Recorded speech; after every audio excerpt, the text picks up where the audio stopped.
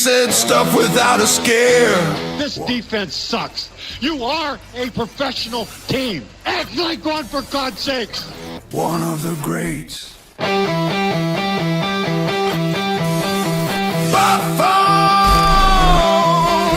was a bear.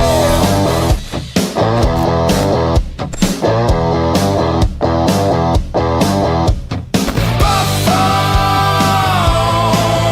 was a bear. Buffone was a bear. He was a Chicago Bear. Now at the barroom for year 9, knowing winning is the bottom line. John Buffone continues the legacy. He's got Doug's pedigree. If you look at this team and this quarterback and this coach, if it's not going to be now, when? And John does it with 2 pros, Alyssa Barbieri and Danny Shimon. Buffone, 55 years old bear, covering all the team's affairs. Buffone, 55 years old bear, covering all the team's affairs.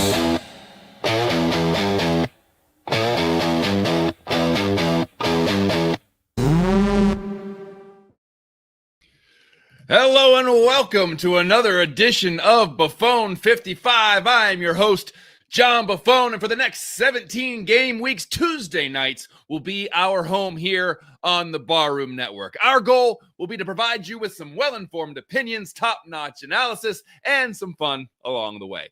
On a personal note, we use this platform to spotlight my Uncle Doug, who had an excellent career playing with the Chicago Bears and was also a very successful broadcaster. So anything that we can do to shine a light on that, we're going to do. But let me introduce the rest of the crew with me on this 2025 journey. First off is the managing editor for the NFL Wires at USA Today, including Bears Wire, Alyssa Barbieri. How we doing, Alyssa?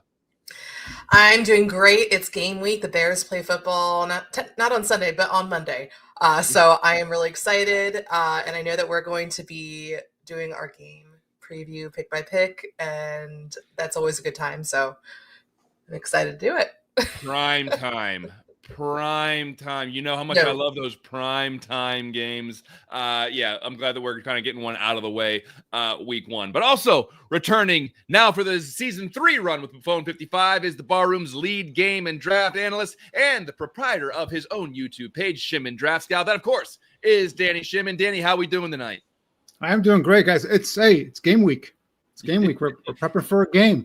No more talking about depth charts and undrafted free agents and guys trying to make the roster. Preseason games, these games count, and it's game week. Let's go. I'm ready. That's right. We are talking about actual games. The NFL season kicks off on Thursday. We got a game on Friday in Brazil, and then we go right into the full slate on Sunday. But Bears fans, we got to wait a whole another day before we see our team play on Monday night when they take on division rival Minnesota Vikings. Should be a very interesting show. And guys, listen, since our last show and we teased what we were going to do tonight, I actually began to dread and at the same time look forward to what we're doing, which is going through our game-by-game predictions. I dread it because we are traditionally so bad at it, but I look forward to it because there is some real optimism out there, at least the optimism for the last few years that has never been high as what it is, and other than this week is what I should say. The last few years, the optimism, it's at an all-time high when we do this show, and then it progressively goes down. So we're hoping that optimism can stay consistent throughout that season. As you can see on the graphic, if you're watching the video version, if you're listening to the audio version, Alyssa and I predicted that the Bears were going to be 10-7 last year. Danny predicted that they would be 9-8. If you don't remember, I wasn't way over my skis. The Bears went 5-12. 4 games. So listen, we are, hope spring is eternal. We are trying to be positive on this show. I don't think I've ever picked the Bears to have a losing record. Will that change tonight? I don't know. So we're gonna go through this game. That's called a tease. That's what we do here in the business. So you know what? Without any further ado, let's get right into the 2025 schedule that'll kick off with the Bears on Monday Night Football against the Vikings. Let's get some predictions going. Aldo has game-by-game billboards, so here's the first one with the Vikings and Bears. As you can see here, some of the key players for Minnesota, J.J. McCarthy, Justin Jefferson. Obviously, that's a connection that Minnesota is hoping is going to flourish this year with the young quarterback coming off of an injury. So essentially a rookie season without really being a rookie season. And you can read all the rest of the big contributors there on the Vikings offense and defense. But before we start getting into any of these predictions, although I believe we have some sound bites about Ben Johnson, what he thinks about this upcoming matchup with the Vikings. So we go ahead and play those. I mean, what doesn't create a challenge? He's an outstanding coach. All kinds of issues. I mean, there's not a team that pressures more than Minnesota has over the last 2 years.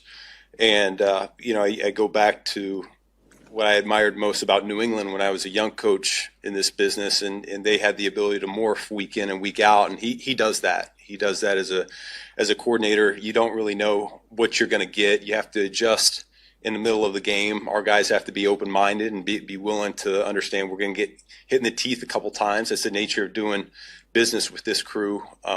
They've got some really good players. They're really well coached. They're really ball conscious. They're going after the ball all the time. I think they were number one in turnovers last year, and that's a credit to how they practice because it shows up on game tape. So, I mean, you can go on the stat sheet and it's, points per game. I think they're top 5. They're really good on critical downs. So 3rd and 4th down, they're excellent. And it was a phenomenal rushing defense last year as well. So we're going to have our work cut out in front of us. It's going to be a hell of a game. Yeah, that was Ben Johnson talking about the Vikings defense, and then goes on to talk a little bit about, I believe, about pre-snap penalties and what they have to do with that. Aldo, do we have anything on that?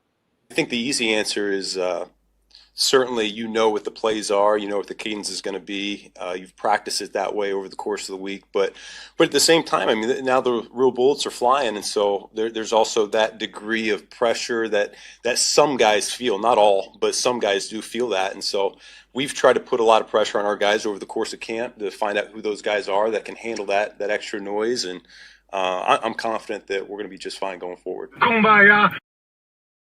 I love that we're working some of that stuff in there. That's a classic, some Uncle Doug-isms there as we get out of the sound bites. So calm, cool, collected, and confident is Ben Johnson. We'll see as we head into Monday night. But Alyssa and Danny, this is kind of people are going to be watching this game. It's a nationally televised game. They're going to be tuning in to see how J.J. McCarthy plays, but they're also going to be very interested in how the Bears play, how Ben Johnson coaches, how Caleb Williams plays, and they don't get to ease into it. This ain't a noon game buried on the Sunday docket with a bunch of other good games. This is the first Monday night game. So, Danny, I'm going to start with you. We're going to start our predictions. Go ahead and give a quick analysis on this game and what you think is going to happen. Yeah, I kind of wish it was a noon game, John, where not all the eyes are on the Bears because, hey, if they do great, but if they wet the bed, it's going to be just all the same stuff we heard last year in terms of Caleb, blah, blah, blah. But, I went into this game, obviously, first game of the season, you look at it, all right, what a way to really test Ben Johnson and some of the things he could, do in terms of attacking Brian Flores' defense there. And the one of the things that I liked about bringing Ben Johnson as head coach is because his familiarity with the NFC North. And I think that comes into play. Now, you take his record versus Brian Flores, which I believe is 5-1 as offensive coordinator with Detroit. It kind of have a little bit throw out the window because that's a whole different players, different offensive line, all that stuff. But then I go back and I take a look at what happened last year, right? And for as great of a defense unit that Flores ran last year, that game in November here at Soldier Field, Caleb, with all that crap that was going around, I believe that was Thomas Brown's first or second game as interim head coach or maybe even offensive coordinator, I should say. And he was calling the plays. Caleb, no, that was a game. Remember, if you remember, that was an overtime game. The Bears made his miraculous comeback and they ended up losing to Minnesota in overtime, 30-27. But Caleb had, was 32 of 47, 340 yards, 2 touchdowns, no interceptions, had a 103.1 quarterback rating, rushed 6 times for 33 yards. And even though, Flores is known for designing, exotic blitz pressure and also disguising his coverages, no interceptions for Caleb. Okay. And was only sacked 3 times. Now, compared to some other games he had last year, 3 times is a decent number there for the Bears. So again, with all that chaos around him and everything that was going on, he put up a pretty good game here at Soldier Field versus Brian Flores. But now you add Ben Johnson, you add a revamped interior of the offensive line, you add a play caller who knows this defensive, Brian Flores' defense is going to be able to game plan and maybe attack some of the weaknesses of the Vikings. And on top of that, on the flip side, Minnesota has their second-year quarterback making his rookie start of his career in his hometown of Chicago. Again, prime time. He might have some jitters. The Bears might be able to get some turnovers and maybe get some pressure on him there and cause some problems there for Minnesota. So I got the Bears starting off the season 1-0, beating the Vikings. Ben Johnson's going to have a victorious, debut. Caleb is probably going to have, roughly a little over 200 yards, 1 or 2 touchdown passes, no turnovers. And I think the Bears are going to utilize the rushing attack to be able to offset some of what Brian Flores does and use a lot of the play action stuff. And I think Ben Johnson will dip into this bag of tricks, not having any trick formations or trick plays, but just continue to call a nice, efficient game and help, lead and usher Caleb and the offense with a victory on opening night, Monday night next week. All right, Alyssa, Danny has them 1-0. Are you as positive as Danny is right now with the Bears getting off to a hot start at 1-0, defeating the Vikings on Monday Night Football? So I want to preface this by saying I have the Bears, maybe it's like a slight spoiler alert, but you'll have to see when. I have the Bears splitting with all of their NFC North division rivals this year. So it's more about like when they're facing them and when is the right time. I feel like this week 1 matchup, yes, it's in prime time. And, the Bears don't really always do well on prime time. They actually sometimes they save their most embarrassing performances, it seems like, for primetime. But this is the start of the Ben Johnson era. It feels like a new chapter. I think that the Bears are going to be getting the Vikings at the perfect time. Like Danny said, JJ McCarthy, my Michigan man, making his first career start in primetime in his hometown. That's a lot of pressure. Kind of like when, Caleb Williams is like, oh yeah, no, I don't feel pressure. There's going to be pressure, regardless if you believe that or not. So I think that, looking at this matchup, really excited and feel optimistic that, history shows that Ben Johnson, like Danny was talking about, really knows how to game plan for Brian Flores. And, especially that last meeting that they had when Ben was with the Lions, when Detroit beat Minnesota to lock down the NFC #1 seed last year. I mean, that was just like an absolute show that Ben Johnson put on. So I'm really excited to see what, Ben has in store, because we've been watching during the preseason very vanilla stuff, but we're seeing some of, the potential that this offense has. So I think my biggest concern is, is Jalen Johnson going to play? Today when he met with the media, he said that he's hoping to be cleared for practice, and, we'll see, by Monday night. So it actually helps that this is, I know we hate primetime, John, but, maybe that extra day is going to be enough to make sure that Jalen Johnson is out there, because, hey, Vikings still had Justin Jefferson. So this is not going to be an easy game by any means, especially when there are some questions, for the Bears as well. But their pass rush, one of the keys is going to be getting after JJ. Don't make it early. Don't make it easy. Don't let him settle into a nice rhythm, because Kevin O'Connell's on the other side right there calling plays. So, I have the Bears winning this game because I think that they are getting the Vikings at the right time. And looking at what Chicago did in the division last year, they were a blocked field goal away from sweeping the Packers. And, in overtime, they lost there on a field goal against the Vikings. And then that Thanksgiving meltdown that actually turned out to be a blessing in disguise. So I think that Chicago is going to compete and contend in this division. And like I said before, I had them splitting, and I think that this is the perfect time for the Bears to get the Vikings on Monday Night Football. So I have them going 1-0. Okay, so one of my favorite things about hosting this show is you guys can take care of all the schematics and the X and O's, and I just get to talk from the gut Because you guys take care of like the actual football talk, and I just get to run on raw emotion, which is what I prefer to do. So when I look at this and I think of JJ McCarthy making his first NFL start in Soldier Field with a rabid fan base who is yearning for a winner, and you have all of the emotions coming in with Ben Johnson in there, who has his success against Brian Flores. You have Caleb Williams, who hopefully is going to be able to run this offense competently and put some points on the board. And then I also think from a historical standpoint, we always talk about when is the page going to turn on this? When is there going to be a new era of Bears football where in prime time we're not holding our breath and thinking, oh, please just don't embarrass us so we don't get a bunch of texts from all of our friends who are not Bears fans, me particularly not living in Chicago. So when do we enter that time where we are confident going into these games? There has to be a moment where you pivot,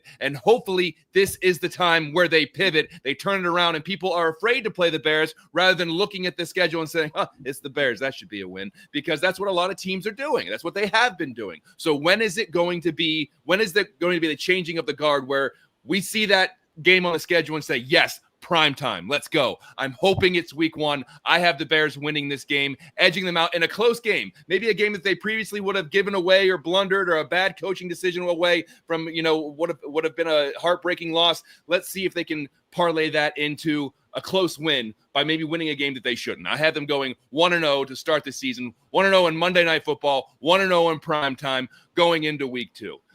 It's already started. Here we go. I hope this is not a bad omen. But the one thing, guys, I'm looking for, and this might be like a little key that I'm a little football nerd that I look for and see, is like, if the Bears win a coin toss, does Ben Johnson elect to receive the ball? Because if he does, that tells me he's ready. He's showing the confidence in his offense. He wants the offense to go out there and make a statement and get points on the board in an opening drive. So that's one thing. If the Bears win the coin flip, does Ben Johnson receive, or is he defer for the second half? That will be interesting. Maybe, and I never hope to lose a coin toss, but I mean, we'll see. And like you said, that could speak volumes about what his attitude is for the game. And maybe sometimes we just look too much into it. But we just spent a lot of energy on week 1, which is good because that's the game that's coming up in a few days. But we got a lot to go. 16 more to go. Yeah, let's start running through this schedule. Let's see. It doesn't get any easier in week 2.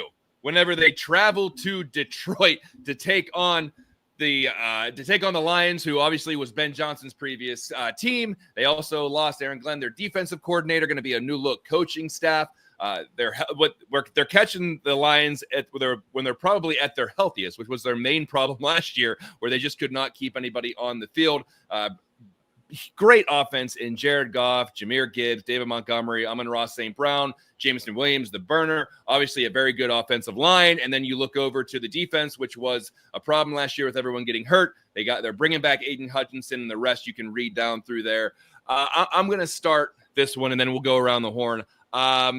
I'm not as optimistic for this one. I think that it is Ben Johnson's return to Detroit. He will have a chip on his shoulder, hopefully. He will know the personnel well. He knows Dan Campbell well. I think that they're going to be able to, stay in this game, and it's going to be close. I just don't like going on the road in Detroit whenever they're probably at their healthiest in week 2. I think that they slip up and they fall in this one. I'm not saying it's going to be a blowout, but I can see them losing by 6-7 points in a competitive game. So I have them going 1-1 after 2 weeks. Alyssa, we'll go over to you.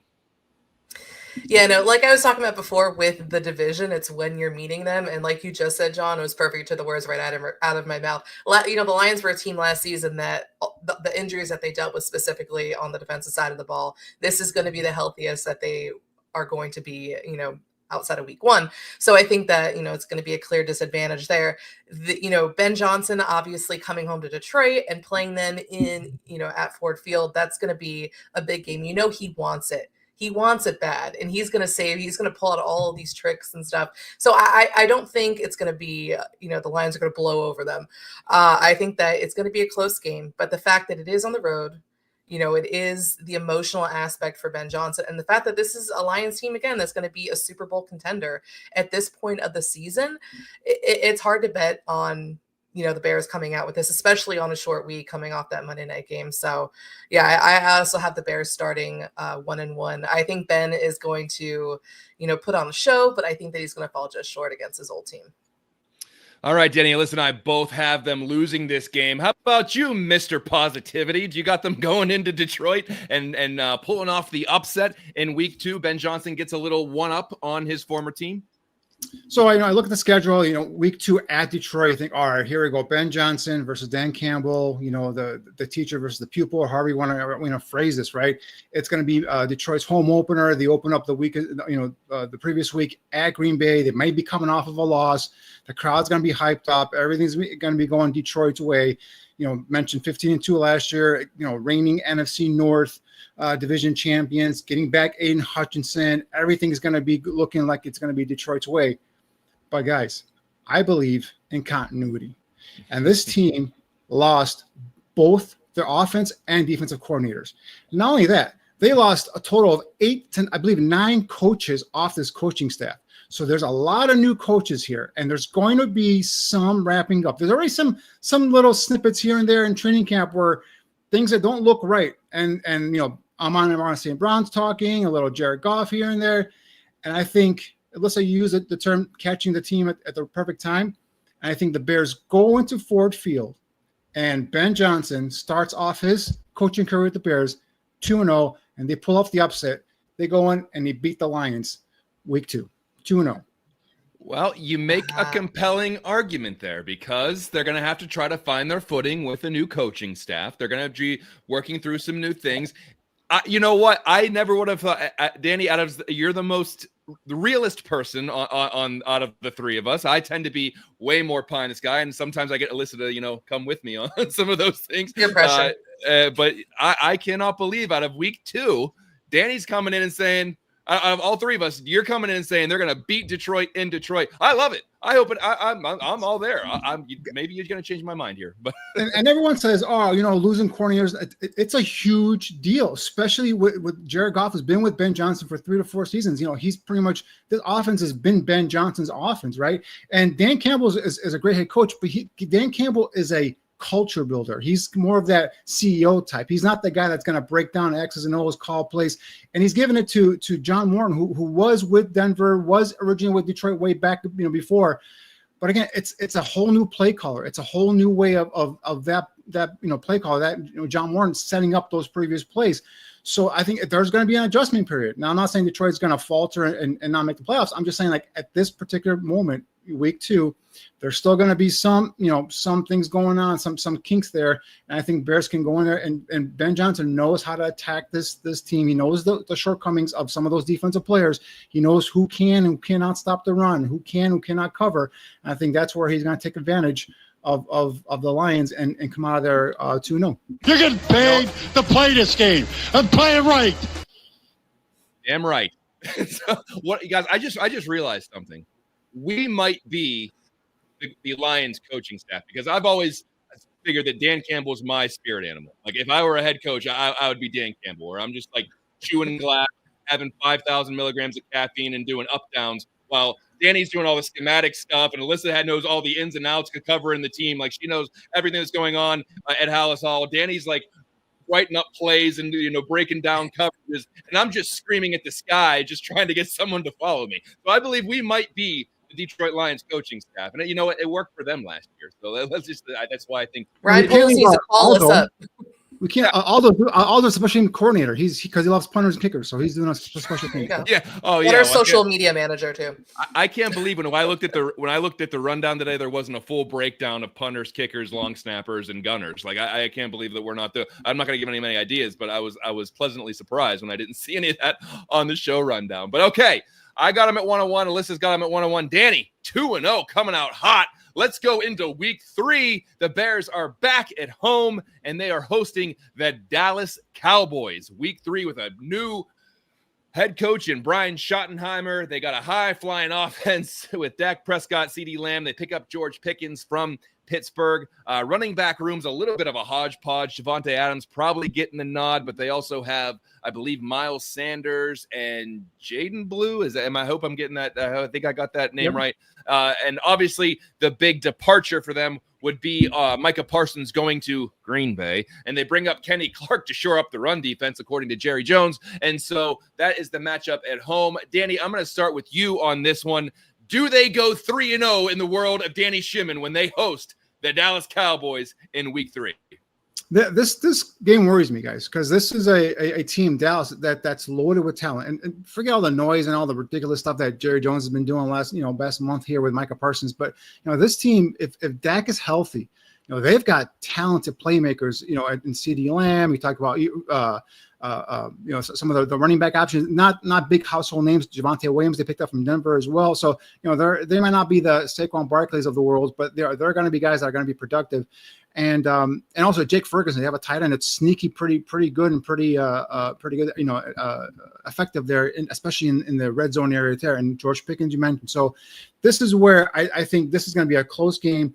Obviously, I think this is where Dennis Allen's defense is going to have to come up and come up with some big stops here. Hopefully, they can make them one-dimensional, make Dallas one-dimensional, shut down the rushing attack, and just let Dak drop back and then go after him and hopefully get some turnovers there. But it's Matt Eberflus, guys. Ben Johnson knows how to beat Matt Eberflus. And I think Ben Johnson's going to design a game plan that's going to come out. And the Bears are going to be 3-0, the talk of the town, the talk of all the four-letter networks. And Ben Johnson's going to be the early candidate for a favorite for Coach of the Year. Bears come out, they beat the Cowboys, close game at home. Bears go 3-0. Danny, you can't be doing this to me this early in the season. I have a bit of a temperature. I'm like, I don't know. 3-0. Stop the count. Yeah, it's just the 3-game season, right? We're good. I love it. I love it that you got him 3-0, and for every reason that you just said, that Ben Johnson knows how to beat Matt Eberflus, which a lot of people know how to beat Matt Eberflus. But regardless, Ben Johnson's one of them, and so I also have them winning this game. Now, I'm not saying this is going to be a rollover game because I think that the Dallas Cowboys are going to be able to put up some points this year. And I think that the Bears are going to have to put up some points to win this game.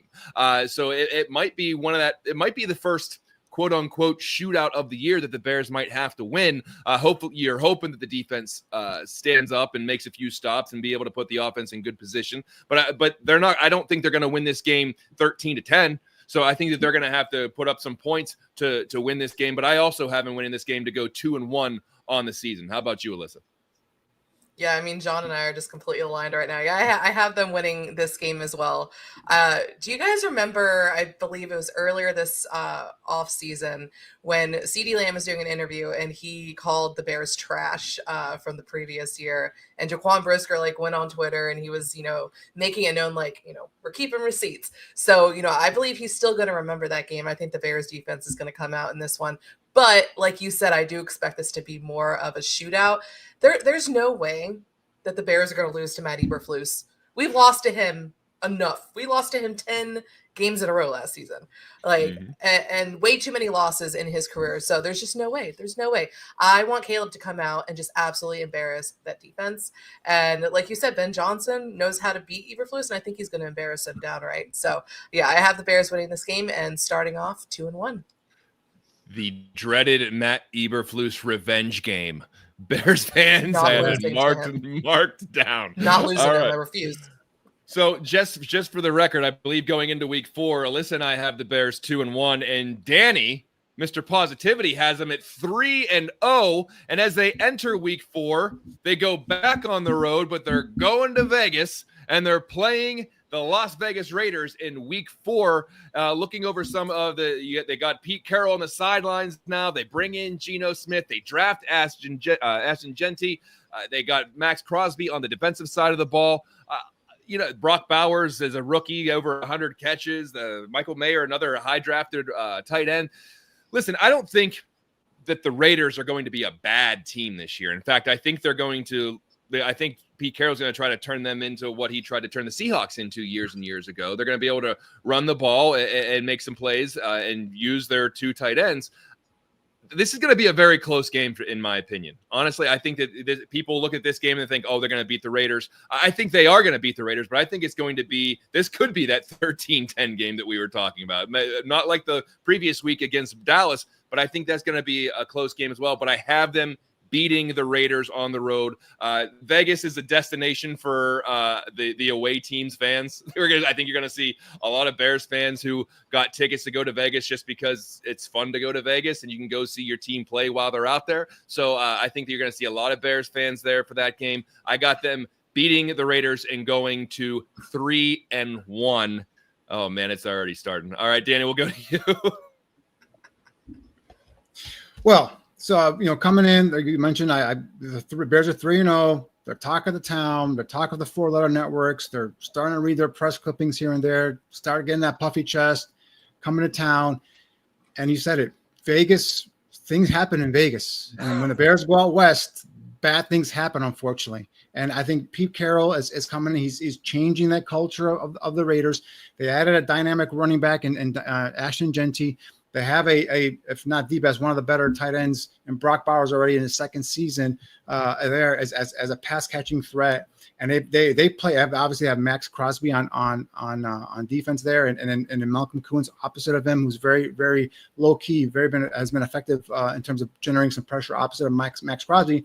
I just think the Bears come in overconfident, and the Raiders kind of similar in terms of the Bears, where they're bottom of a very tough division. They're trying to get some respect, and I think obviously what happens in Vegas stays in Vegas. So the boys go out the night before, get a little, have a little party going on, and they lay a flat one there. And I think they come out with the L versus the Raiders and Pete Carroll. You ripped my heart out, Danny, because what I wouldn't give to say for you to say that they were going to be 4-0 going into the bye week. I was going to lose it, but you know what? You teased it and you took it away from me. You say they're going to lose in Vegas, but you have them with the same record as I do at that point. So Alyssa, you got them winning in Vegas? So this is a game that I'm iffy about because we don't know a whole lot about this Raiders team, with Pete Carroll coming in and, obviously Ashton Genty and Geno Smith coming over from Seattle. So, we know the force that Max Crosby can be on defense, and that offensive line is going to need to do a good job against him. It's right now I'm picking the Bears to beat the Raiders, but I might end up changing by week 4 depending on how the season shakes out. But at this point, I think this is one of the reasons why I picked the Bears to lose to Detroit in week 2, because I couldn't have them starting 4-0 because I promised I was not going to be that overly optimistic at this time when we do these picks, because this is on the internet. People can go back. And last year was embarrassing, but I do think that I have the Bears inching this one out. Yes, normally when they go out west, bad things do happen. But again, new chapter with Ben Johnson taking over. And I think that he's going to have this team ready to go. And I think that at this point, the offense is going to start settling in a little bit. They'll have those 3 games under their belt. So I'm picking the Raiders. The Bears to beat the Raiders and start the season 3-1. Wow. Okay, so heading into the bye week, you can see it right there. We all have the Bears at 3-1. Now, we took different journeys to get to that destination, but we have them going into that early week 5 bye week 3-1.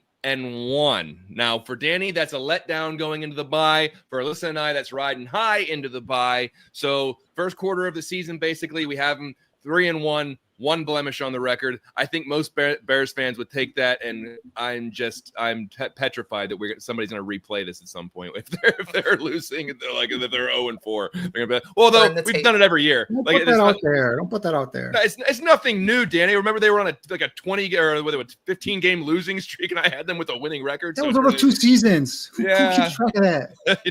No, yeah. Who keeps track of stats?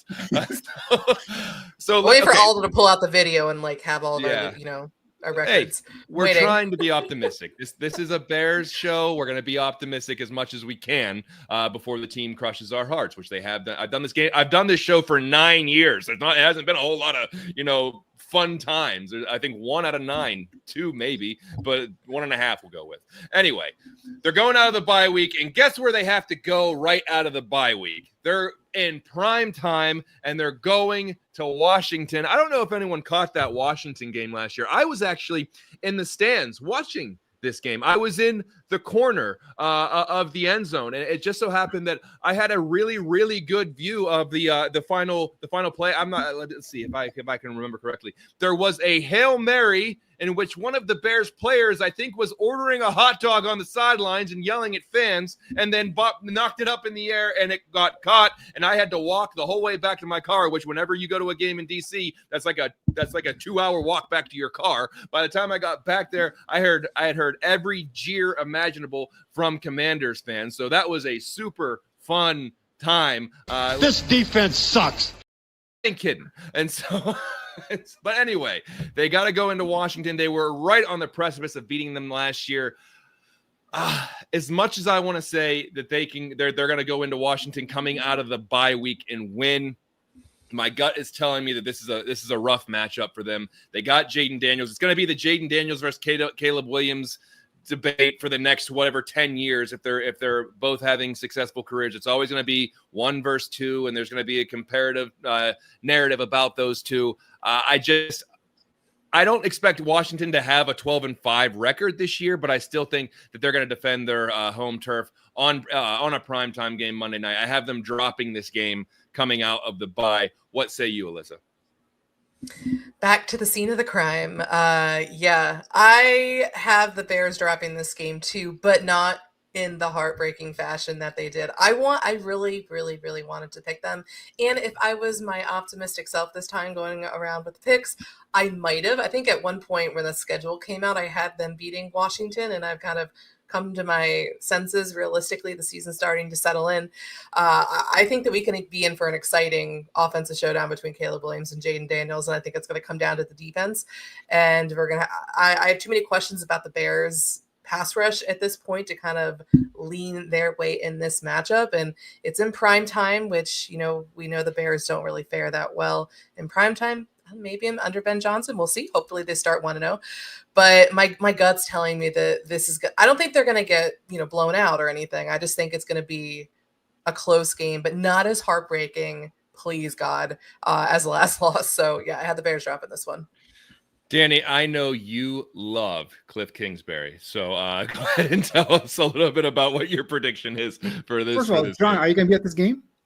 It's what it's a Monday night game. If I'm not going to get back until it matters in my prediction if you're there. I know I am considering it, but I'm not going to get back until 4 a.m. if I go to this game. But I will consider depending on some of those ticket prices. But yes, I will. Not as cheap as they used to be. No, they're not. You're right. Well, guys, the proverbial horseshoe has to come out of the asses of the Washington Commanders, because last year they won games. We talked about the Hail Mary game versus the Bears. They've won other games versus the Eagles and some other teams that they just pulled these last minute miracles out of their, the proverbial butts. And I just think that they come crashing down. The Commanders come crashing down to earth this year. I'm not a believer in the Commanders. I'm not a believer in Dan Quinn as this great, innovative head coach, and Cliff Kingsbury now has this offense that no one can stop. And Jane Daniels is a talented kid, no doubt about it. But I just do not see the Commanders going in and being the Bears. Hell, the Bears had them beat last year, as we just cover with the Hail Mary, with that crappy ass team, with the way the Bears played. I mean, they had them beat. They should have won that game, and they didn't, and they gave it up because in your recap of that Hail Mary there was the play before where Eberflus gave off coverage and let the Commanders have 15, 12, 20, almost 20 yards of free yardage there, making an easy throw for Jane Downs. But hey, he thought it wasn't that big of a deal. The Commanders aren't going to be that good.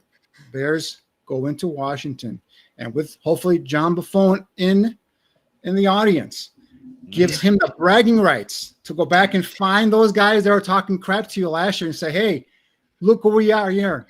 Yeah. We are 4-1. We are the Chicago Bears, and send them home crying. Wow. Okay, now I want to change my pick. I want to change my pick now, but I'm gonna stick with it. now I gotta go to that game because now I feel like they're gonna win. But at any rate, I'm gonna stick with my pick. Although Danny was talking me out of it. Alyssa and I both have them at 3-2 coming out of that game. Danny now has them at 4-1. All right, I like that.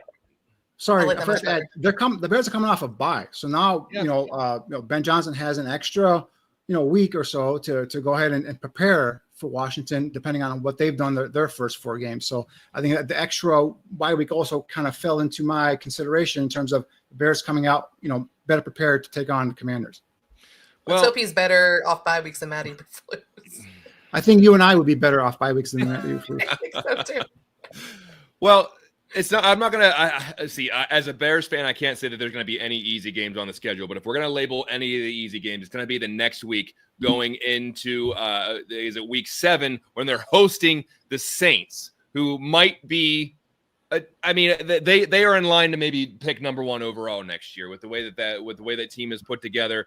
Spencer Rattler right now is the starting quarterback. They do take Tyler Shuck, who I think is my age, is a rookie. And then they have Alvin Kamara, Olave, a lot of questions on the offense, plenty of questions on the defense. Kellen Moore in his first year as a head coach, they just don't.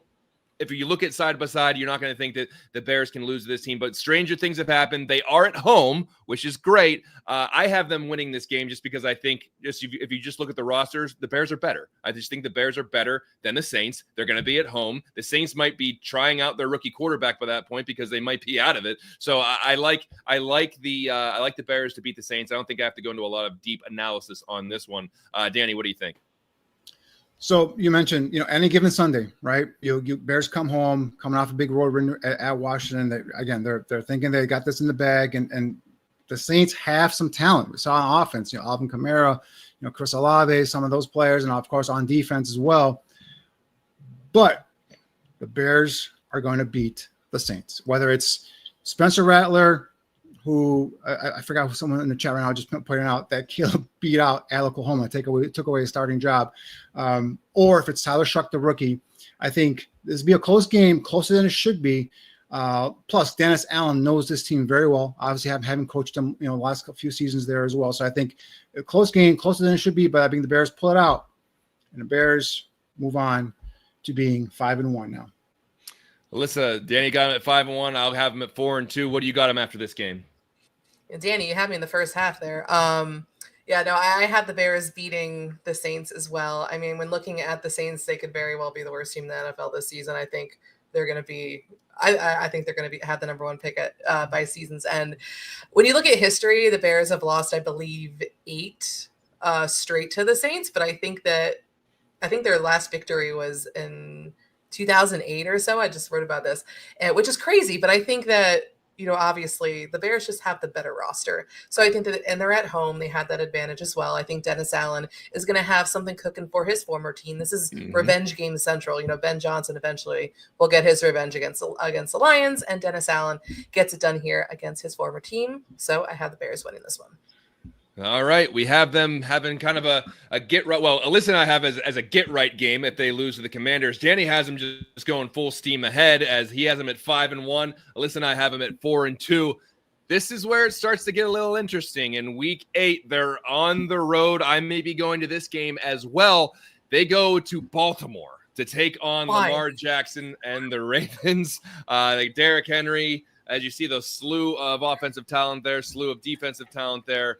I have them losing this game. I think that's going to be a very, very tough game on the road. We're gonna see how the defense can handle the rushing attack of not just Derrick Henry but Lamar Jackson as well. I think that Roquan Smith might have something to say with going against the Bears. I just think that that's going to be too much firepower for the Bears to overcome. I have them losing this game. Danny, what say you?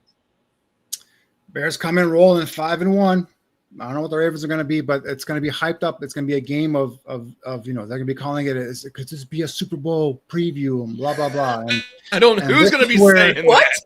And who's going to be saying that? The Bears might have the best record in the NFC at the they're not going to call it a Super Bowl preview. You know how they put this stuff out there to try to get living in fantasy land right now, and I love it. Right. Yeah. But this is where reality hits us in the face like a Mike Tyson right hook. And this is where the Ravens say, guys, 5-1, it's nice, but now you're playing with the big boys. And the Ravens give the Bears that butt whooping that they're going to probably put on a lot of teams this year. And unfortunately, the Bears fall and come back, with their head between their legs and just all right, we're not there yet. We're not there yet. and they fall here to the Ravens. John, if you go to that game, I suggest wearing neutral colors. Don't stick out like a big Bears fan, because you might get some more of those, hatred or some of those that razzing from some of the Ravens fans there. But I think this is where the Bears get slapped back down to earth and say, all right, you're messing with the big boys now. Take it easy there, Bears, and they lose. I've had it. I have had it.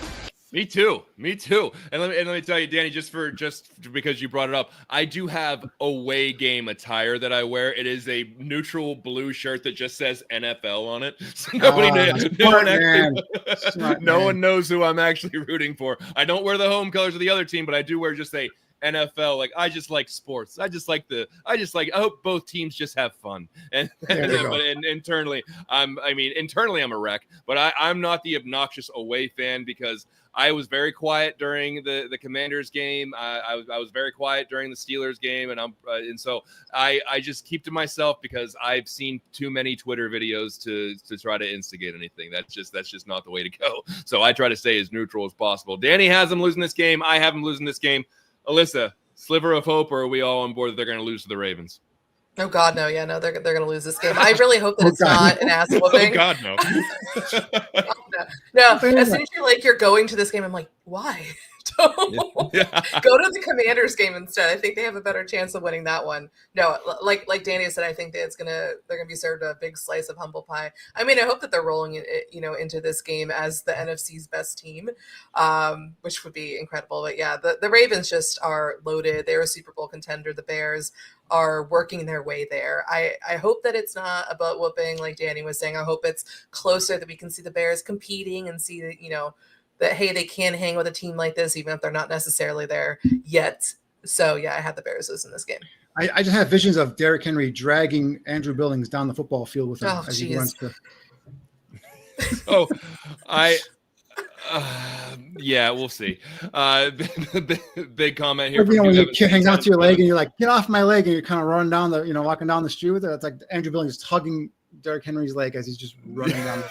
That would be impressive. If nothing else, it'll be comical. We got a comment here for you, Heavens. 10-7. Let's go. I'm trying to be optimistic with you there, Hugh. So going into, I guess it's hard to really say what a midway point of the season is anymore, since there's 17 games. But this is about as mid as it's going to get. So at the midway point, Alyssa and I have the Bears at 4-3. Danny has them at 5-2, which is just baffling me, but there's still a lot of season left for us to go through, so we'll see if that sticks around. But stick around with us. We're going to take a quick break. When we come back, we're going to break down the second half of the 2025 Chicago Bears season. We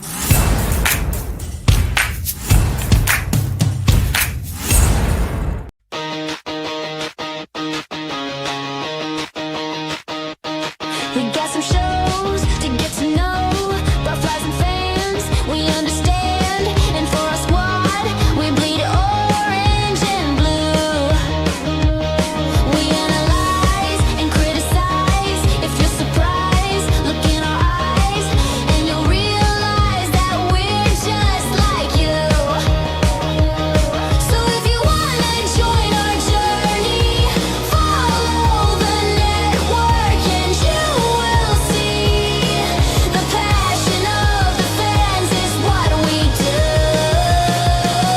So join the Ballroom Network today and support our team in any way, 'cause we bleed orange and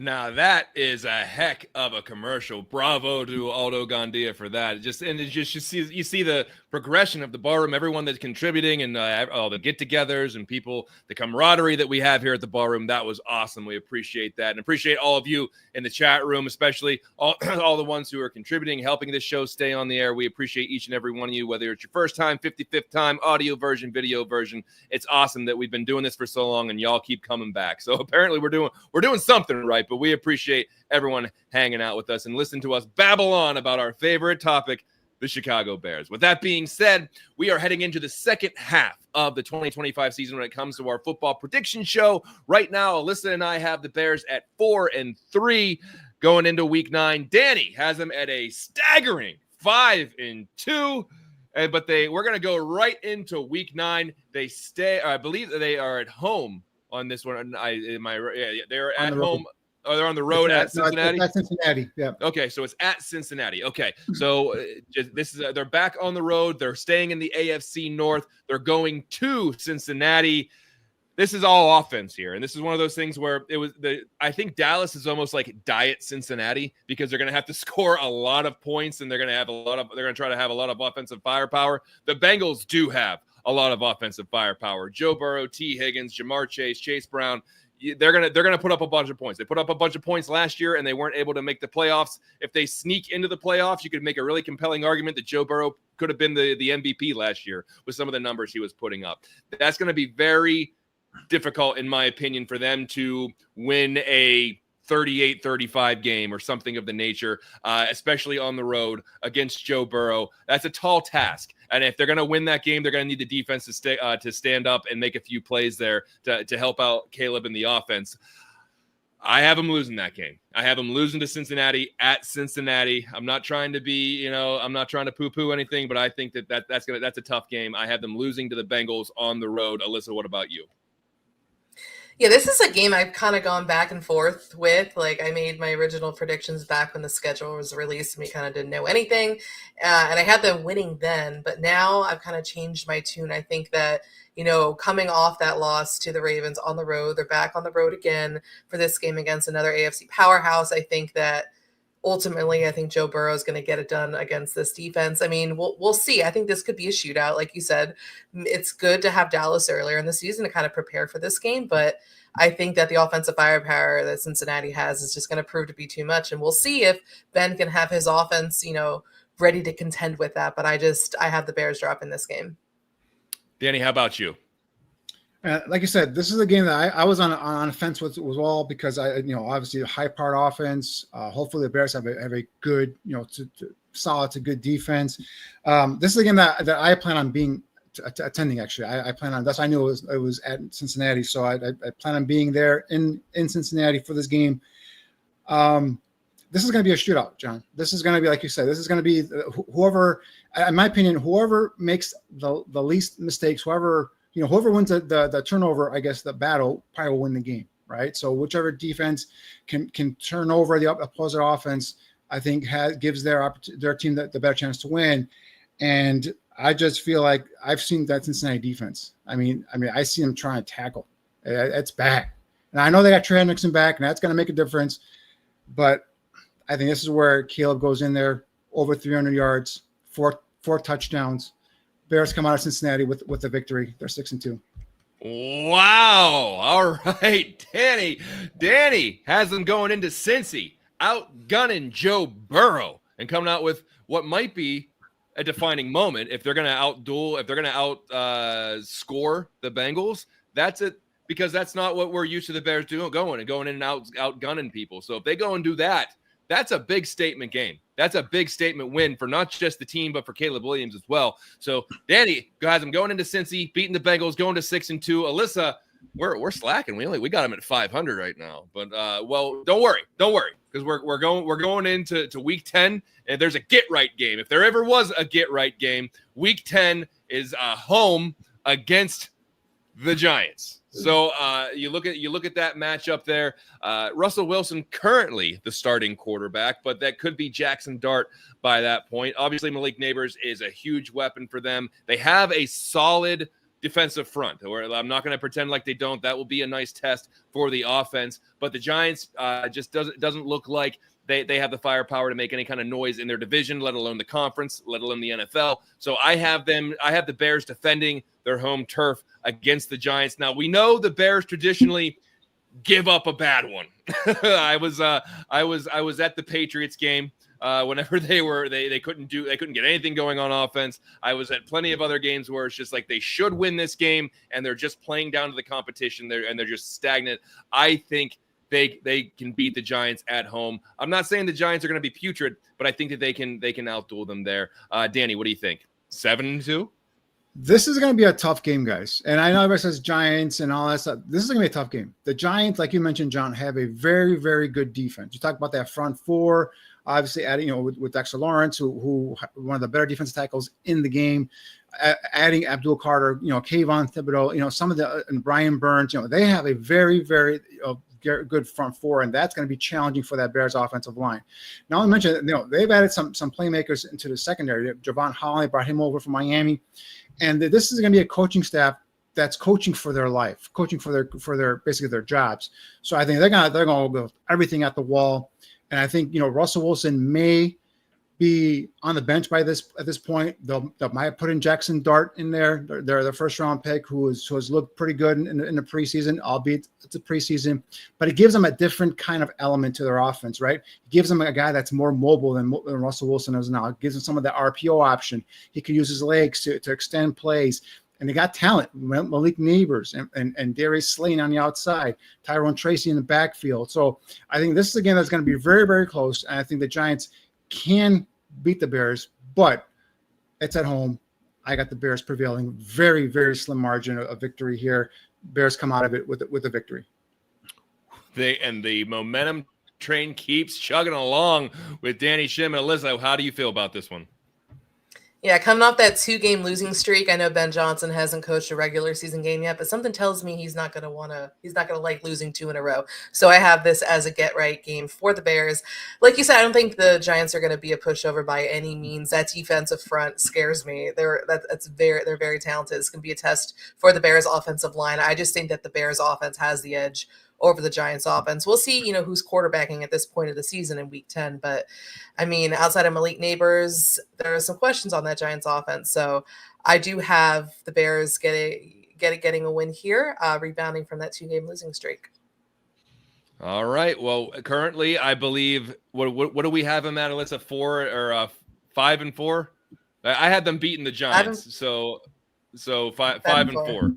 Yeah. So we both have them at 5-4. Danny, they're like maybe these are going to be Super Bowl previews that you keep talking about whenever they go into their game. I like Danny's better.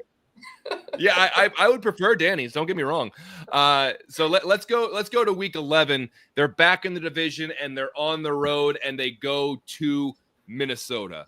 I'm going to save mine for the last. If you look down here, the same matchup we saw in week 1. Danny, do they sweep the Vikings in your opinion, or is it too much on the road going into week 11? It's week 11. JJ McCarthy now he's had what 10 weeks under his belt now. He's getting more accustomed to his receivers. Adam Thielen, Jordan Addison will be back from his 3-game suspension. Remember, he's going to miss that first game versus in week 1 here versus Chicago. They're in the dome. That place gets loud and ruckus, and I think those edge rushers really get a different type of head start or a closing burst using some of that artificial turf there or soft turf or whatever they call it now. And I think Minnesota comes out here with a victory, splitting the season series, home and home. So I think the Bears come out of this game, unfortunately, with a loss. Yeah, before I kick it over to you, Alyssa, I have them losing this game too. I think you're giving a lot of time for Kevin O'Connell to stew on that week 1 loss that we all have them taking, and that's going to be a big time atmosphere. I just think that I don't know if they're going to be able to sweep the Vikings. I just have them splitting this game and losing the one on the road. What about you? Yeah, I have them splitting the series against the Vikings, and timing is everything. I think that week 1 game is perfect for Chicago, getting JJ in his first start. Like Danny said, he's going to have 10 games under his belt at this point, and the Vikings are going to have a receiving trio: Justin Jefferson, Jordan Addison, and Adam Thielen. So, I mean, JJ is going to have no shortage of weapons there. And I think going on the road in Minnesota, I'm just happy that this is not a primetime game that's going to be broadcast to the rest of the NFL world. But I do think, again, it's going to be a competitive game. I still have Ben Johnson, getting the edge over Brian Flores, but I think that Minnesota's offense with those playmakers is going to be a little too much for the Bears. So I have them losing this one.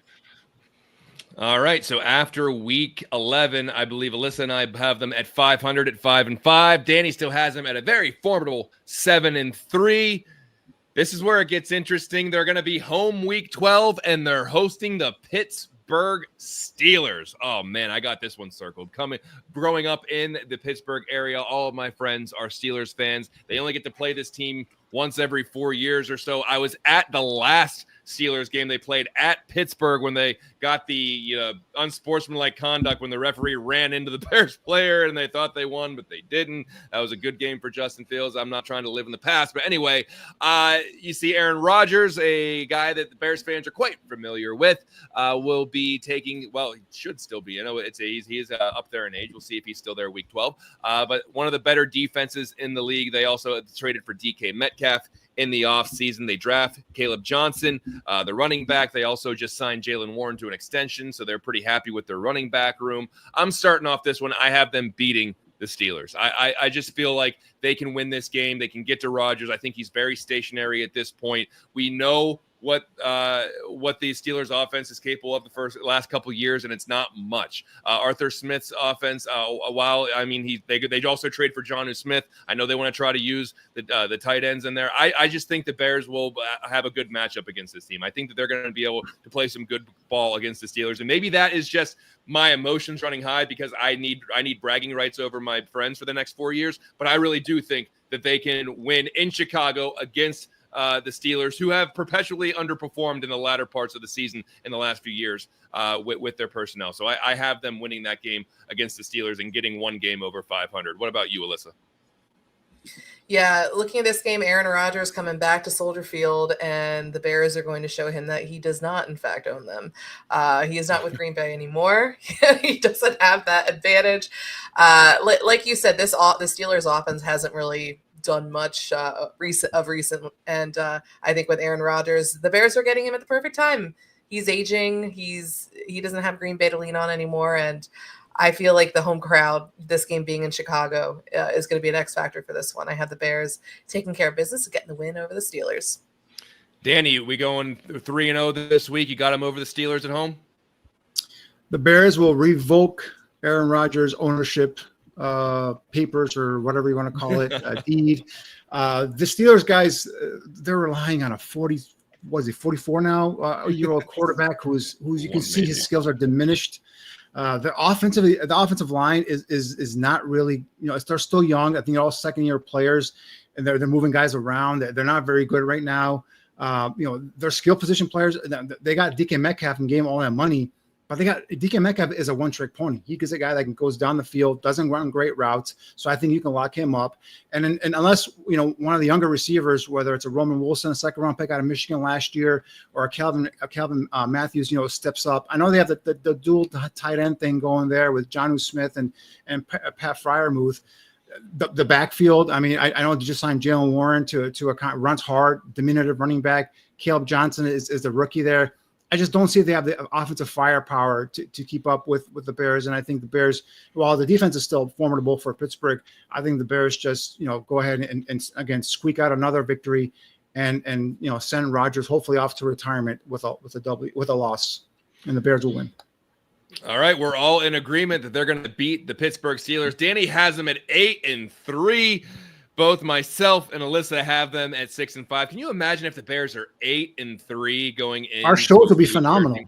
We've never got to have a show really with the three of us. We've never had to do shows when the Bears are winning and seriously in the playoff race. Danny, by this time we're going over your mock drafts most years. We're going over what the Bears Earlier. need. We're breaking down college players right now. Yeah. Who are the free agents to track? Who are the coaching candidates? This is usually what we're doing at this time of the year. So if they're 8-3, we have a whole new set of things that we can talk about going into the show, rather than going through the same cycle that we normally have to go through. So for our sake and for all Bears fans' sake, I hope that you're right going into Week 13. But into Week 13, they go on the road. They're playing another Pennsylvania team, but this one's going to be a little tougher. They got to go play the defending world champions in Philadelphia.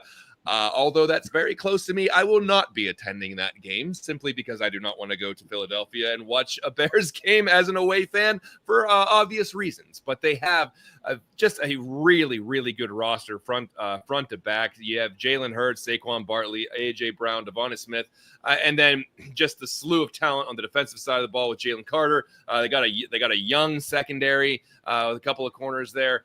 I just think that the Eagles are right now the top of the top when it comes to the NFC, and it's going to be very, very hard to go in there late in the season when they're probably angling for playoff positioning, that they're going to go into Philadelphia and win that game. I hope that it's a good game. I always talk about barometer games, and even if they go in and they play very, very well and they hold their own against the Eagles, I'm not going to say I'm going to be super happy about it, but I'm going to be devastated if they go in there and they lose by 40. So I'm just hoping that they can show that they belong on the same field, so that they show that that's real progression, that they're an actual football team, that they deserve to be in that conversation, rather than going up against one of the better teams in the NFL and getting shellacked. And you're like, well, this was all fool's gold throughout the entire season. This team really doesn't have it. I have them losing, but I hope that they put up a really good fight. Alyssa, what do you got? You know, we were talking about the Ravens game earlier. This is that game, but in the NFC this time, where they just, I mean, the Eagles, they're the defending Super Bowl champions for a reason. That roster is just loaded. This would be a difficult ask at home, yet alone now they're on the road, and it's going to be technically a national game on Prime Video on Black Friday. On Black Friday, yeah. Yeah, it's going to be a Black Friday game. So unfortunately, everyone's going to be watching this. So like you said, John, I'm not expecting the Bears to win this game, but I would like for them, kind of like the Ravens game, to at least contend with them and compete with them and not get just the floor wiped with them. I want it to show that, hey, at this point, we're in week 13. The Bears are making progress. The offense under Ben Johnson, and hopefully the defense, we'll see some progress there with the pass rush with Dennis Allen leading the charge. So, I mean, I want to see the Bears at least do their best to keep up with the Eagles, whether it's probably going to have to be Caleb Williams and this offense getting into a shootout with the Eagles. But I do have the Eagles getting this game. Danny, break it down. What do you got them? You got them at quite the winning record right now. Is it a reality check for them this week? So this is going to be a game of attrition, guys. This is we're talking about week 13, where we're talking about, this is where a lot of times injuries, we haven't, obviously we can't predict injuries. We don't want injuries, but this is a lot of times where we see some injuries pop at our heads. And obviously the Bears are very, very thin on both the offensive and defensive line. So, hopefully they go unhealthy, but who's available for this game is going to be a huge thing for me. And then I also, Dennis Allen and Ben Johnson said they want to be physical up front with their offensive and defensive lines. This game will show how physical the Bears either are or are not, right? And again, short week. It's the Black Friday game, so I think it's going to be a close game. But I do think the Eagles pull it out, and I think the Bears come out of here with a loss. And maybe they come out of this game and they put up a good fight, and they say, hey, if we can hang with the defending Super Bowl champs, then we can hang with anybody.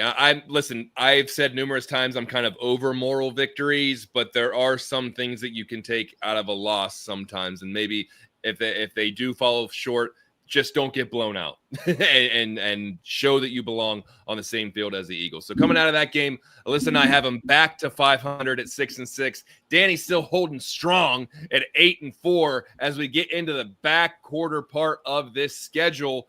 We got to wait till week 14 for the Bears to play the Packers, but they finally get their shot at the Packers in week 14. They're on the road in Lambeau. Jordan Love, Josh Jacobs, Jalen Reed, a slew of young wide receivers. They draft Matthew Golden in the first round. They just acquired Micah Parsons to be opposite Rashawn Gary in that pass rush. That is going to be a very formidable defense. Listen, this is I want them to beat Green Bay, but it is more than anything in the world. But until they can prove it, that they can do it consistently, it's going to be, for me, it's going to be hard to pick them on the road at Lambeau in this one. I'm certainly not going to pick them to sweep the Packers, so I'm going to say they're at least going to, spoiler alert, split with the, well, maybe not. We'll see. We'll see how we get there. I'm kind of going by the seat of my pants here. So I say they're going to lose this game on the road in Green Bay, but maybe they learn a little bit about themselves in the process. Danny, how about you?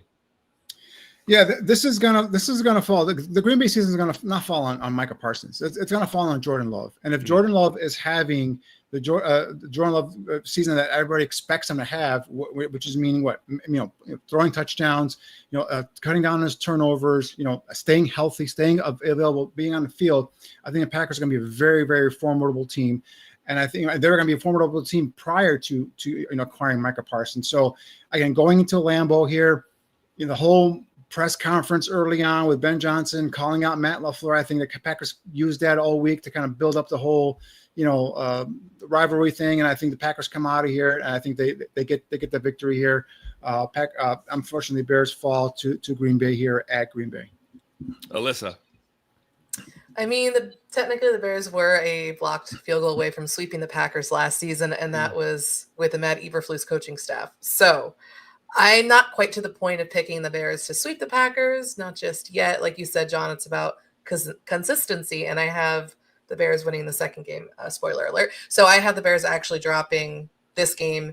Like Danny said, it's going to come down to Jordan Love, I think, and I'm still not sold on him. We'll see, but if he does what he's supposed to do this season, and coupled with that defense led by Micah Parsons, then they are going to be formidable in the NFC North. So I'm curious to see. This is a game again that could fluctuate, right? And it could be maybe we have them winning the first one, losing the second, or maybe sweeping, or maybe getting swept by them.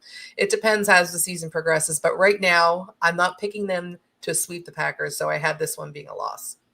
Yeah, and to your point, Danny, it is going to be all Jordan Love, because we see the premier pass rushers in the league are J.J. Watt for Pittsburgh. How many playoff wins is that equated to in the last few years? Not many. Trey Hendrickson, how many playoff wins or even appearance has that translated for Cincinnati? Now, that might be a different thing. That the whole defense is terrible in Cincinnati outside of Hendrickson, so Joe Burrow can't throw for 9,000 yards. But anyway, it will come down to what Jordan Love can do. I do have him slipping up in this game, but they're gonna have their chance to get back at him very, very shortly. But in the middle of that, even real quick, another team you can add in there, Dallas. What has Micah done for Dallas? He couldn't get them past a playoff victory first round either. So sure.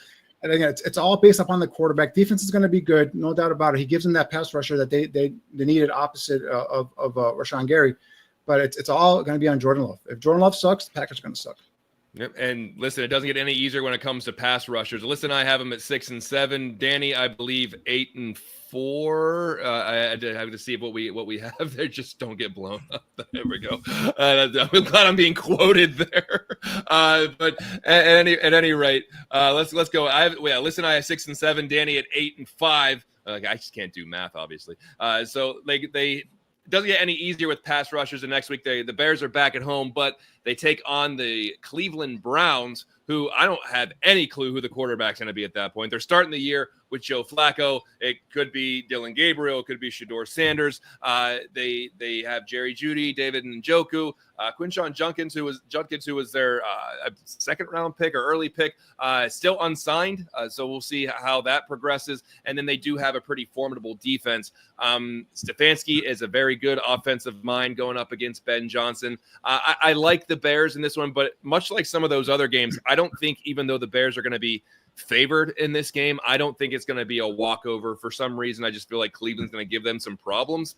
So I can see this being a 21-17 game or even a 1-point game so 17-16, whatever. I think it's going to be a low scoring game, and it could be a really ugly game, but I think the Bears can pull it out and get a victory at home against Cleveland. Alyssa, what do you got in this one?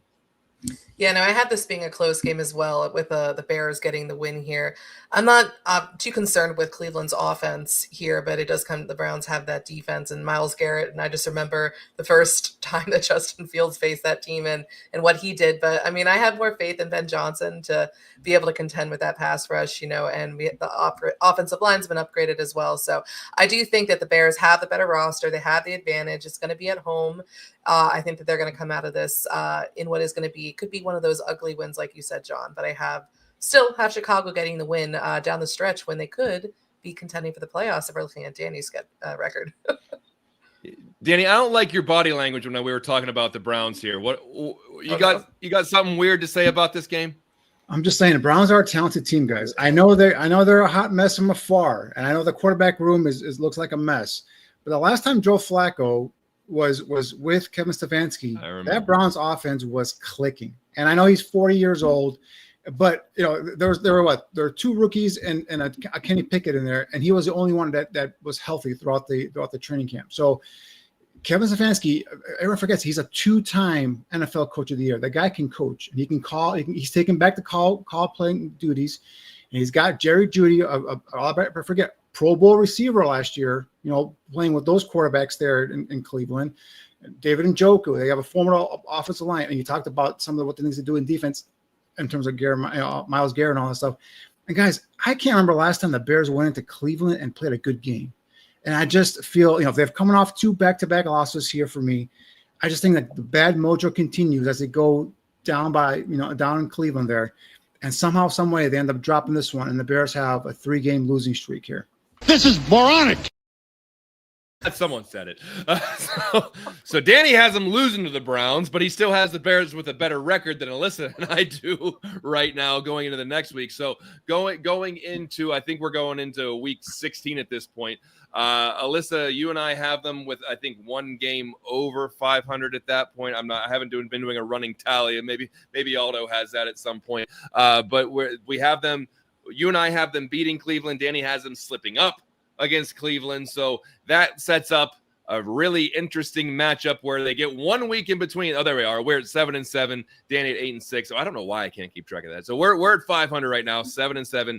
Danny 1 game over 500. When they host Green Bay in week 16, this could have a huge implications whenever you think about playoff positioning or the division breakdown. We already talked about all the players and everything for Green Bay, so let's just jump right into it. Danny, do you have them getting back against Green Bay at home, winning that game? They come in here. They're a hungrier team. It's a must-win for them. They're at home, and obviously Ben Johnson has to now back up some of the things he was talking about, Matt LaFleur, in that opening press conference. He lost the first matchup between them two in Green Bay. The Bears bounce back to beat the Packers, and they go on to go 9-6. Snapped a 3-game losing streak for me. Alyssa, what do you got on this? Well, Caleb Williams was robbed of what should have been his first Packers win at Soldier Field, and he should be undefeated against the Packers right now. And after dropping that first one, like I already said before, I have the Bears beating the Packers here, which is going to be on a Saturday. It's going to be a national game, a standalone game on Fox as part of that doubleheader. And I have Ben Johnson, like Danny was saying, finally backing up his words and, really helping turn this back into a rivalry, because when Green Bay was winning it nonstop, it wasn't a rivalry anymore. It was just complete dominance by them. But I think that we're going to start seeing the turning of the tide. I think that this is going to be a more balanced rivalry, and I have the Bears getting the win at home and give Caleb that win at Soldier Field. All right, guys, listen. I did not have this as a win going into this show. I had them being swept by the Packers. I'm changing that right now. I'm putting them as a win at home against Green Bay, because I don't care if my mind is telling me something. My heart is saying they cannot get swept by Green Bay this year. I think that Ben Johnson is going to be able to scheme something up against Matt LaFleur. Has had, success there. And so I just feel like they got to win one. They got to win one against Green Bay. I'm taking them to hold home field against Green Bay. They split. I literally just changed my mind within the last 45 seconds. I had this as a loss. I just changed it. They're gonna beat Green Bay at home. I have them winning this game to set up a very, very interesting last 2 games, because it could mean a lot. I have them winning this game. So right at that point, I don't know how can they be 9-7. They got 2 games left, so I'm not sure how that happened. 9 I think we would have them at 8-7, Aldo, because if we had them at 9-7, that means there's only 1 game left. I think we need an analytics department here. Yeah. We got to hire. We don't do math very well here, but we talk football, so whatever. So I believe there we are, 8-7, 8-7, 9-6, which means they are just don't get blown up, Aldo. So I think that means that they're in the hunt. We always hear that they're in the hunt at that point. And so that makes these last 2 games very, very important. Week 17, they're on the road and they're going to San Francisco, another great offensive mind in Kyle Shanahan. They just gave Brock Purdy the bag. Christian McCaffrey is healthy now. Will he be healthy in week 17? Not sure. That's why they go out and they get Brian Robinson Sr. from Washington. They traded for him. The wide receiver room is going to be an enigma because Brandon Ayuk starting, I think, on the PUP list, could be healthy by the time this game runs around. Comes around. Ricky Pearsall, the number one first round pick out of last year, is looking to be a bigger factor in there. Jawan Jennings had a pretty good year last year. Of course, they have George Kittle, and they have some playmakers on defense with Nick Bosa and Fred Warner. Something about the 49ers is just like they're going to be really banged up by week 17. I just feel this way. I just feel like there's going to be something. There's going to be a bunch of people missing, or they're going to be not clicking. I have them winning this game. I have them going to San Francisco and beating the San Francisco 49ers. I know they don't play well on the West Coast, but I just feel like there's going to be a lot of momentum. And there's, like I said at the beginning of this whole prediction show, when does the page turn? When do they finish the season on a hot streak and they're the hot team that nobody wants to play? Is it this year? Is it next year? Let's hope it's this year, because if they come off a big win against the Packers at home, I hope they're just not happy doing that, but they want to parlay that into another win and then try to make a playoff run. So I think that they can go to San Francisco, they can out-scheme the 49ers, and they can win that game. Danny, what do you got? Not there with you, John. Not there with you. I've had memories of even the '85 team going out to San Francisco and just getting their asses whooped. And we can't predict injuries, but this is a long season. The Bears are very thin on the offensive defensive lines. And if they have any injuries, if they're losing any bodies, then again, we can't predict that. But Kyle Shanahan and that wide zone, downhill running attack, I think whatever, it's going to be a very, very tough team to beat. And for whatever reason, it just doesn't work out for the Bears when they go out west. And I have them, unfortunately, dropping this one to the 49ers. All right, Alyssa, what do you got going into this one? Yeah, I feel like this could be a fun game just watching Ben Johnson and Kyle Shanahan do their thing. But like Danny said, this game scares me. The fact that it's on the road immediately in prime time, it was just red flag. I hope that the Bears can at least keep it close. We'll see again, like what at this point of the season, if the Bears are in playoff contention, they're banged up, the 49ers banged up. I still think this is going to be a really good offense this season for San Francisco. I have the home team pulling it out here, and I have the Bears losing this one. You bunch of half-milers. You were almost there, but all right. So going into the final week, I would have them at 10-6 because there's 17 games. Alyssa has them at 8-8. Danny at 9-7. That means there could be some big-time ramifications on this last game because it could be flexed. Who's to say? But they are at home, and they are hosting the Detroit Lions. So I'm going to go first here because you know why I changed my Green Bay pick? Because I think this would be an incredible narrative for the Bears to make a run into the playoffs. You end the season strong by you beat Cleveland, and then you hold home field against the Packers, a game that maybe you're not supposed to win, but you win. You beat your biggest rival. You beat them head-to-head. Caleb Williams has a good game. They beat the Packers. Then they go to the West Coast, and they beat the 49ers, a game they're probably not supposed to win, but they're going to win that one. And then it all comes down to Ben Johnson at home against his former team. It's Ben Johnson versus the Lions. Both of those teams might be jockeying for playoff position. Who's to say what the ramification of this game may be? This might be do or die for both teams. So it's at Soldier Field. They're playing the Lions. Everything's on the line. Winner goes on, loser goes home, and Ben Johnson beats the Lions at Soldier Field for the Bears to go 10-7, and they get into the playoffs because they beat the Lions on a flex game on Sunday night. I know a lot has to happen. The Vegas odds on that are probably plus 9 million, but that's what I'm going with. They're going to beat Detroit on their home field for the last game of the year to get into the playoffs. That's what I'm going with. And you are a professional team. Act like one, for God's sakes. Danny, tell me why I'm wrong.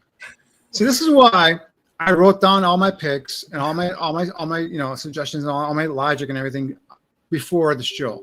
Because this is what happens when John Buffone gets all red, the neck vein pops out, and then he starts changing my mind. right? And I'm like, no. It's not going to happen this time. It's not going to happen. This is going to be a game, like you said, John. This is going to be a game that's going to have a lot of ramifications for both the Bears and the Lions, and it's going to be flex. I'm guessing, and it's going to be a national spotlight game, and it's going to be a game where the Lions need to win to make the playoffs, whether it's a wild card, possibly even to maybe tie for the division, and the Bears need to to win to make it as a wild card. And I think this is where Dan Campbell, they've done it before. They've gone into Green Bay on must-win games, and they've done it. They've done it on the road. That's where the experience now comes in. Now, as opposed to week 2, where the Lions are kind of learning each other with the new coordinators and new coaching staff, this is the last week of the season. They've kind of gelled now, and they come in here, and Dan Campbell gives one of his biting kneecaps and biting other parts of the body speeches, and the Lions come out here and they punch their ticket to the playoffs, and the Bears fall 9-8. Maybe in the playoffs, maybe looking out, but they end up losing this game. Thank you for being the You almost perennial had me, wet though. blanket. You almost had me. I tried my best. Alyssa, what do you got here? Well, considering I picked the Bears to lose to the Lions back in week 2, I'm taking them here to get the win in the final week. Whether depending on how the NFC shakes out, they could be playing for a playoff spot, that last wild card spot, we'll see, or they could be playing to keep the Lions out of the playoffs, similar to what Danny said the Lions did to Green Bay, right before they really hit their stride. I think that yes, the Lions will have that experience with their new coordinators, 17 weeks under their belt, but so will Ben Johnson. Ben Johnson will be hitting his stride in Dennis Allen with this defense. So I think that the Bears playing this game at home as well. We'll see if it's flexed. That would be exciting. But I think that Ben Johnson is finally going to get the first of hopefully many wins against his former team. So, Danny, how did I end up having the Bears with the best record out of all this? You had them at 8-3 at one point. It's that 3-game losing streak that started with Philly, Green Bay, and Cleveland. That really killed my momentum. And then obviously the next 3, I have them winning just one out of the next 3. So that's why I ended up at 9-8. That's a Jean Buffone we know and love, right there. The optimism, John. I was waiting for it. I knew it was coming. I didn't know when. I didn't know. That all kind of happened organically, where my gut and my heart just took over, and I'm like, I'm going for it. Whatever. We're going full send, pedal to the metal. We're going for it. Yeah. And so that I thought, you know what, John, you're going to be methodical. You're going to be logical. That ain't me. Anyone who's watching that show knows I don't do logic. I don't do methodical. When I get a thought in my head, I'm screaming it. It might not make sense, but it's going to be really loud, and that's all that really matters. So I have them at 10-7, getting into the playoffs. Well, let me ask you this then: if they go 9-8, do you think are those playoff seasons for both of you guys, or are they missing out? And Alyssa, I'll start with you. Potentially. That's why I think that final game 2 will be big for Ben Johnson, because they very well could be playing for that final wild card spot. It could be something where, they need every little thing to go right for them, but it did work back in 2020 when they invented that last playoff spot and they made the playoffs with a losing record. They fell backwards into that spot. They didn't earn that spot. They fell backwards into it because everybody else blew up. Danny, does 9-8 mean playoffs? Potentially, right? The NFC isn't as strong as the AFC, and I think when obviously you have to factor in tiebreakers and all that other stuff that was that guy with the Kornacki guy on the wall on NBC. Yeah. That's the guy's going to break that down for you. I don't know how all that stuff breaks down, but potentially they could be a playoff team. But for me, this is a positive. Even though they went 8-3, or according to my predictions, they were 8-3 and then they end up dropping down to 9-8. This is still a very positive season because you're a competitive team. You've built a culture of Ben Johnson's first year. You started developing Caleb Williams, and by the way, I do believe Caleb will throw for over 4,000 yards this season. We'll stop hearing that whole crap about no Bears quarterbacks throwing for over 4,000. I think he'll do that this year. Get that out of the way, and I think you'll see the building blocks of the foundation here developing, whether it's a playoff team or not. 9 wins is better than 5, and I think this is a team that's going to be on the upswing. And I absolutely, like I said, I've said it all along, I absolutely love this coaching staff. And one of those losses that I marked as a loss, if they turn into a victory, they're easily 10-7, maybe even better than that. So we'll see how it goes. But it's all about nutrition, sustaining that the long season. Right now going into the season, the depth and behind the starters on the offense defense line does worry me a little bit. So we'll see what happens there. A lot of unknown and a lot of young guys there. So if some of those guys take that next step up, I've always talked about this coaching staff and being able to develop these players. We could be able to sustain or get through one or two injuries. But hopefully they're healthy throughout the year and they continue to get better. All right. Well, I didn't realize I was going to be the head, head of positivity again, but that's just how this show works. We didn't plan that. We didn't know what, I didn't, Right? yeah, you all knew. I didn't know what Alyssa's final prediction was going to be. I had no idea what Danny's final prediction was going to be. This is just how it shook out. Both y'all have 9-8. Danny, did you pick 9-8 last year? I did. Alyssa, you picked 9-8 last year? 10-7. You were with me, yeah, because I was 10-7 last year, and you were 10-7. You learned one game. You went down to 9-8. Okay, This is the most optimistic I will be all season, right here. Yeah, Unless they prove it. Unless they're 8-3, like I predicted. Yeah, I will take that. 8-3, and then losing the next 5 of 6. And so at any rate, so Danny, you were talking about attrition. We just showed it right here by going game by game through each one of these. So I appreciate everyone sticking with us. That was not an easy task. Before we get out of here, let's go around the horn one more time before we wrap up this second episode of Buffone 55 in the 9th year. Danny, what you got cooking? Yeah, I mean, just obviously, getting ready for this upcoming weekend of NFL action. A huge weekend, and obviously, over at Shimon Draft Scout, continuing to kind of look at the big college weekend that was this past weekend. Obviously, saw some great matchups. Some guys really already their stock is already starting to kind of take an uptick here heading into next year's draft. And head over to Shimon Draft Scout if you can. Just subscribe and like it. I'll be posting some stuff in terms of guys that are increasing their stock heading into April's 2026 draft. Guys that may be taking a little bit of a dip here. And then also as the season gets on with the Bears, we'll do some breakdowns there in terms of rookies, some of the veterans. Maybe I do a couple edits there on Caleb as well. So head over to Shimon Draft Scout if you can. Subscribe and like, please. Follow us, and I'll be posting as much as I can here in the next couple of weeks. And Alyssa, we are coming up on it. The season's starting, so tell me what's going on with the Wire, specifically Bears Wire. Oh, yeah. It is game week. It is the first game week of the season. I'm super excited. And today, we had some news coming out of Hallis Hall, so make sure you stay tuned to Bears Wire. We're going to have a whole bunch of game preview content as well as the latest news coming out of there.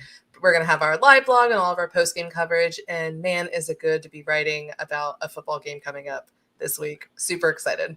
100%. We got real football on the way. We got a question in the chat room from Legit Pack Fan. Who wins this Sunday, Packers or Detroit? I'm gonna take the Packers on that one, because if the reasoning was we're catching the Lions early because they're looking for continuity with the new coaching staff and all the other stuff, I'll give it to Matt LaFleur and Jordan Love in that one. So I'm not gonna break down the whole Packers Lions game, but I'll say the Packers win that one. Any dissenting opinions on that? No, I agree. I think the Micah, whether he plays or not, I think that little boost will kind of affect him. I believe that's in Green Bay, if I'm not mistaken. And like we talked about earlier, in terms of the Lions still kind of trying to figure things out with their new staff there. So I think Green Bay comes out with the victory. All right, and I know Robbie wanted me to talk boxing. We'll do that next week. That's when the Canelo Bud Crawford fight is. We'll talk about that next week. But that will wrap up this edition of Buffone 55. Thank you so much for joining us. We appreciate each and every one of you. Go ahead and listen back the podcast version will be out. You can watch the video version on YouTube. If you missed anything, feel free to like and subscribe. We got a bunch of content on the Barroom Network. It's football season. We are churning out stuff left and right, so make sure you have all of those notifications ready to go. But that will do it for this edition of Buffone 55. For Alyssa Barbieri and Denny Shimon and Aldo Gandia behind and working all the controls, I'm John Buffone. We'll see you next time.